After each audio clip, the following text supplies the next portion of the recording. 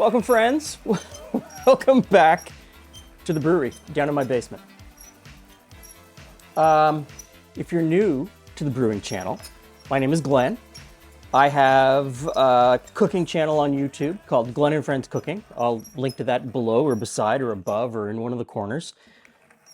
I also have an airplane channel where I restored a 1961 Cessna 172. That channel is called Glenn's Hangar, and Julie and I fly around. But I've neglected this brewing channel. The last time I brewed a beer, last time I posted a video of us brewing a beer was in 2018, and that was brew number 27. This is brew number 50. There have been a few beers brewed in between, and then I brewed consistently. I filmed them, but I never edited them. I just got busy. And so there's a bunch of brews, 28 through 49, that were filmed but never edited. And I haven't actually brewed a beer in 2 years. This is 2024 now. And the last beer I brewed was December of 2022. So it's time to restart the beer channel. I'm not going to go back and edit those lost brews. We're just going to call them lost brews. I will probably brew some of those beers because there were some really good beers there. And today we're going to brew something simple. I don't know what it is. I don't know what to call it. I'm going to call it Golden Promise because the majority of the grain is Simpsons Golden Promise. There's a little bit of Simpsons DRC in here, and there's some Golden Naked Oats. And Golden Naked Oats are something that I've really wanted to brew with for a while. Because naked oats themselves are an interesting grain to me from a cooking standpoint, let alone having something that is naked oats malted and then roasted to crystallize them. They should bring an interesting flavor and an interesting mouthfeel. If you watch the cooking channel, you know that I'm someone who doesn't follow recipes very well and relies on methods and takes ideas and flavors and puts them together in unique ways. I am a brewer who sort of looks at the BJCP guidelines, which I did today for this beer. When I created this brew, I looked at the BJCP guidelines and looked at an ordinary bitter. I like bitters. I like English bitter brews. I like that they are, I just like them. And I've brewed a bunch of them. So I started with that, and then I just sort of built in some other things and said, you know what? I don't really have to follow the rules because I'm not looking for medals. I'm not looking to put this into a brew competition. I'm just looking to try some new things. An easy brew day for my first brew back after a while. And just to see what the naked golden oats, Simpsons Golden Naked Oats. I have to write that down.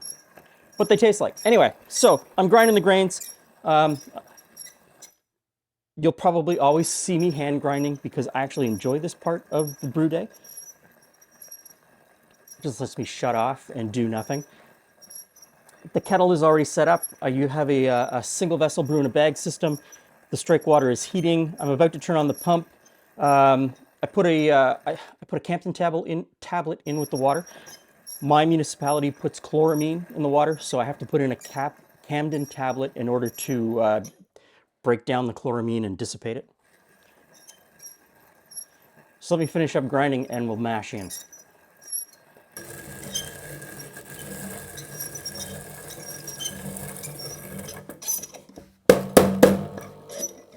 Okay, like I said, single vessel, brew-in-a-bag, electric, 240 volt.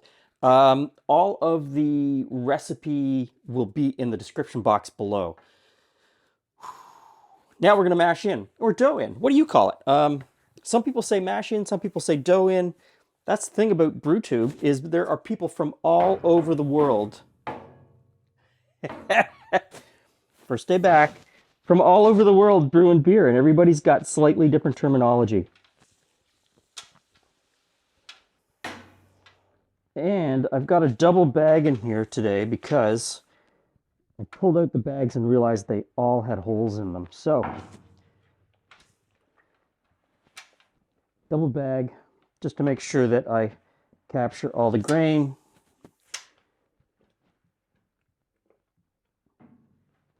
Which is making it a little awkward to stir in, but you know, we'll get there.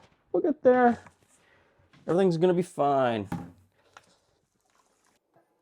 Lid on and start the pump. And we'll recirculate that at 151 degrees Fahrenheit for an hour. So we're going to keep our hop additions pretty simple today and just use some classic British hops. So we're going to start out with East Kent Golding for 60 minutes, and then at the 30-minute mark, I'm going to put in some Fuggle. So just before the 1 hour mark on the mash, I'm going to see where we are for gravity. So get a little bit of a sample, throw the pump back on.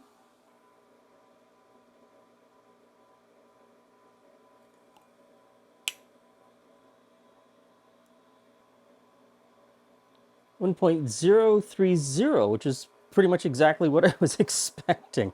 Huh. Off we go.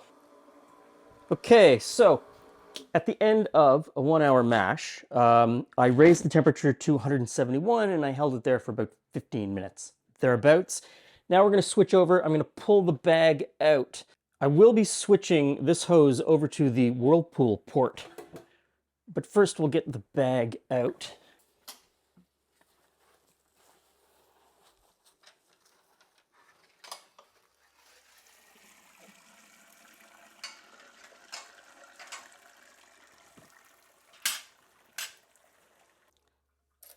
Hot.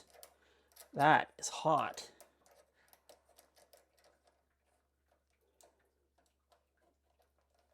There we go. So I've turned the pump back on just to recirculate for a little bit. And I'm going to squeeze out the bag. I squeezed the bag, and I always get great results. Get that last little bit of sugar. I've already raised the temperature up on the electric brewing kit to bring it up to boil. So that's happening in the background as well. And once I get this squeezed out, I will do another gravity reading just to make sure that I was accurate before with that 1.030. I usually find that after I squeeze and go through this process, it comes up just a little bit. I put my chiller in now. Let it boil through the entire boil. I find by putting it in now, I'm not arresting the boil later on. If I put it in near the end of the boil, I'm not slowing anything down. And it doesn't hurt to have it in there. Completely sanitizes it during the hour of the boil. I am also on the fence about hop spiders. I'm going to use one today, so we'll put that in there. Just for simplicity for today, but I've gone back and forth on it, and I find I get better hop flavor not using one of these baskets. And I've got a couple of different sizes of mesh, and the bigger mesh one that I have gives a better flavor than this one, but it makes more of a mess, but not quite as much of a mess as just throwing the hops in. Although I've got this Whirlpool, and doing a Whirlpool at the end really pulls a lot of that out. We'll see what happens over the next few brews. Okay, we are up to a boil, so in go the first hops, the East Kent Golding, 28 grams. And of course, there's no brewing without cleanup. I typically like to clean up as I go throughout the day, and it's great to have this part of the brew room with a giant sink. This is a huge time saver.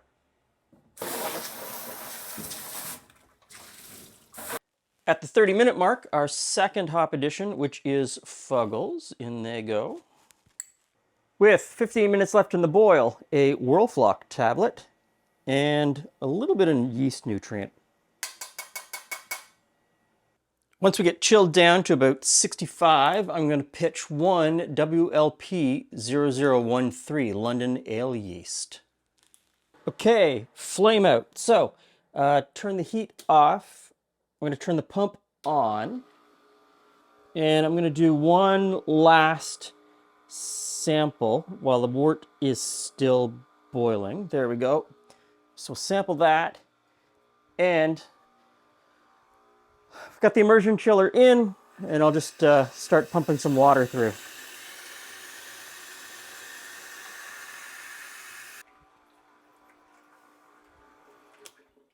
Okay, so my final gravity, I had expected 1.036. I ended up with 1.039. I'm going to call that a win. I'm going to call that a win because it's been a couple of years since I've brewed anything. Oh, not ready, not ready.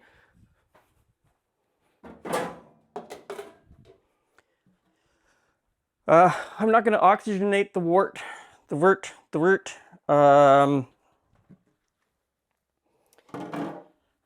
I will pump it into the fermentation vessel, splash it around a whole lot, and I get really good results with that.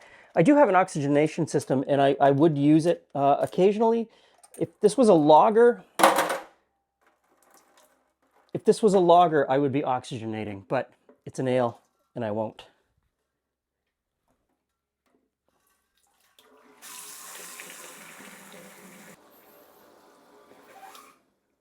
And there we go. Pitch in the yeast. Lid on.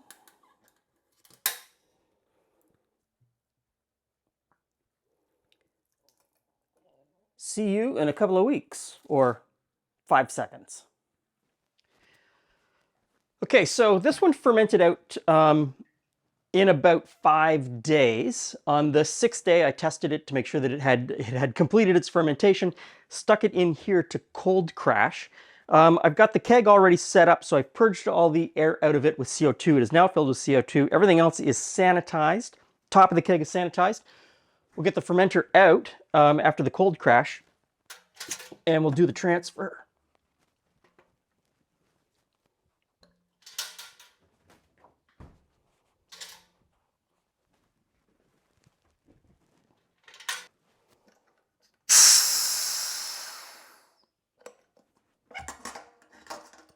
Put that into sanitizer.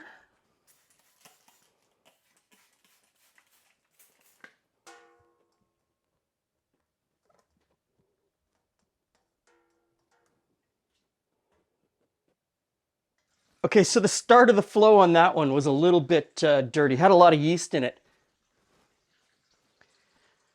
Racking tube fits on there and just sort of holds it out of the stuff on the bottom. Forgot to put it in. Brew number 50, first brew in a long time, and there's a couple things I forgot. We hit all the numbers, and when we do the tasting, we'll go through all the numbers. We hit all the numbers. We'll see how it tastes, but I think it'll be fine. And so this is an ordinary bitter. It is an English beer. It is an English beer that should be served from a cask, or traditionally would have been served from a cask. So traditionally it would be naturally carbonated because it would go to the pub live in a cask. And that continuation of the fermentation would give it the effervescence or the carbonation. It'd be very low. So I'm shooting for, I don't know, 1.5 to 2 volumes of carbonation in this, fairly low. Love to serve it in a cask, and someday I probably will. But for Julie and I, we just never go through it fast enough, so a keg is the safer way to keep the beer fresh longer. The color's right. The color is what I was looking for.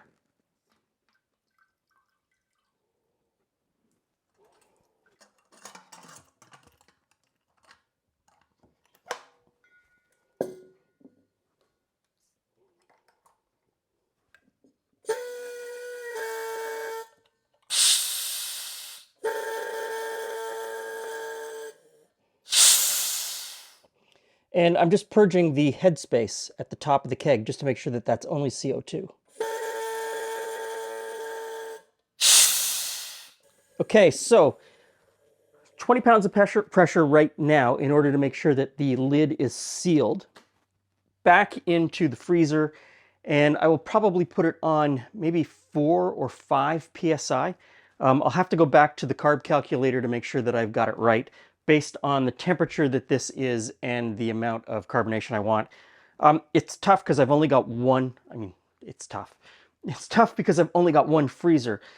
And if I've got an English ale and, you know, a Czech lager or a Vienna lager at the same time, which temperature do I choose? So I always end up choosing much colder than this really should be kept at. Home brewing is always a compromise. Always a compromise.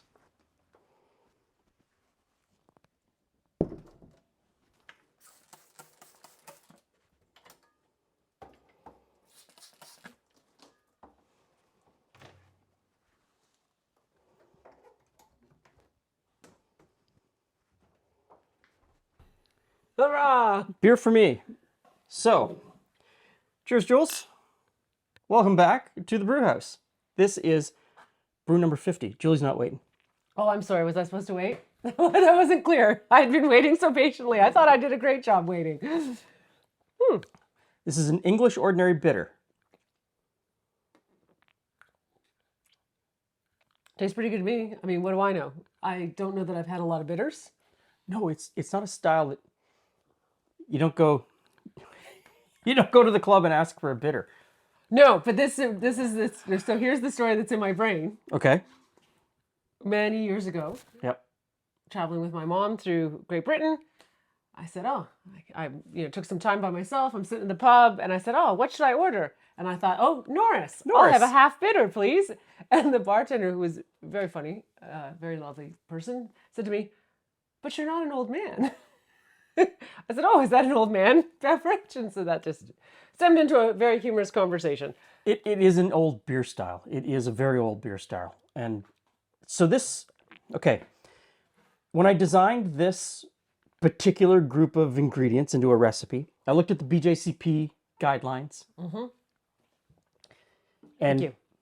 I'll throw their numbers up so that you can look at the BJCP guideline numbers. And then just chose a bunch of ingredients that sort of got me to that point and put the numbers in the middle of the sliders so that I was sort of in the midway of everything. Mm-hmm. The brew all the way through matched the numbers that I had designed for the recipe. Good for you. Well done. We finished at a final gravity of 1.0083, and I had been looking for 1.009, or 1009 is what I've been looking for, and I got 1008. We came out to an ABV of 3.7%. The carbonation is relatively low for the style. It is far too cold.